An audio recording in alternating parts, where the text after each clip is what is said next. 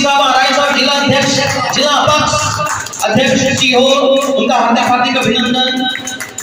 श्री लखनलाल लोगारिया जी, श्री कमल सिंह मालवीय जी, Shri DP Barodia साहब। आज का कार्यक्रम के संतों के संत शिरोमणि श्री वेदांत जी महाराज की 650वीं जयंती पर तथागत गौतम बुद्ध, महात्मा ज्योतिबा फुले, संत कबीर, बाबा साहब डॉक्टर भीमराव अम्बेडकर और आज की जो जयंती हम मना रहे हैं हमारे वेदांत जी महाराज की प्रतिकृति पर आके कार्यक्रम के हमारे मुख्य अतिथि महोदय श्रीमान चेतन स्वरूप सांकोले साहब, मुख्य अभियंता सतपुड़ा भवन भोपाल से हमारे बीच उपस्थित हैं। मध्य प्रदेश की सारी जो रूपरेखा होती है वो आपको पता है कि वल्लभ भाव, इंसान कहीं पे भी रहे, व्यक्ति कहीं पर भी रहे, उसके कर्म श्रेष्ठ होते हैं और कर्मों की प्रधानता जन्मों की प्रधानता से बड़ी होती है निसंदेह।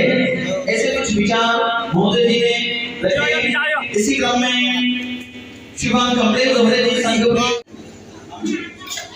बहुजन समाज में जन्मे सभी महापुरुषों को सादर नमन। सम्मानित मंच श्री संकुले साहब इस कार्यक्रम की अध्यक्षता कर रहे हैं और चीफ गेस्ट भाई संकुले साहब, मेरे छोटे भाई कमलेश दोहरे जी और मेरे बड़े भाई जिनके साथ हमने संघर्ष करना सीखा है, मेरे परम आदरणीय डीपी बड़ोदिया जी, मेरे साथ में माननीय प्राचार्य लखन दुगारे जी, कमल जी, उनका नाम ही कमल सिंह कमल है और हम ऐसे ही कीचड़ में खेलते हैं। मेरे परम मित्र कमल सिंह कमल जी, मेरे भाई कमलेश दोहरे जी और सभी सम्मानित मंच,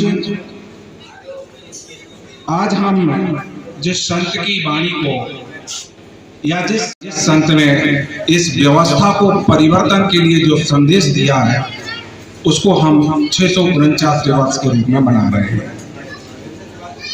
वह संत थे कैसे और इस व्यवस्था में हमारा कोई स्थान नहीं था,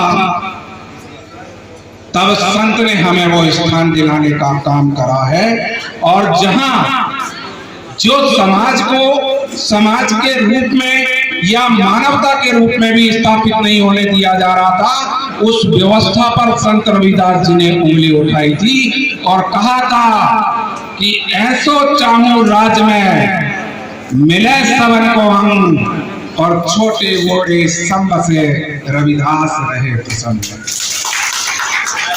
रविदास जी ने उस व्यवस्था पर उंगली उठाई थी और उस व्यवस्था पर कहा था कि ये व्यवस्था पूरी मानव जाति के लिए ऊंच नीची भावनाएं पैदा कर रही है और ये मानव और मानव को समान रूप से इस अवसर प्रदान नहीं कर रही है। लेकिन उनकी प्रेम की वाणी को, उनके प्रेम के संदेश को एक राजमहल से उतरी राजकुमारी, जहां हमारी छाया से भी डरते थे, उस राजकुमारी ने इस संत के प्रेम की वाणी को सुना और प्रत्येक गलियों में गाया, घुंघरू बांध के गाया और समाज के बीच में गाया। वह थी मीराबाई।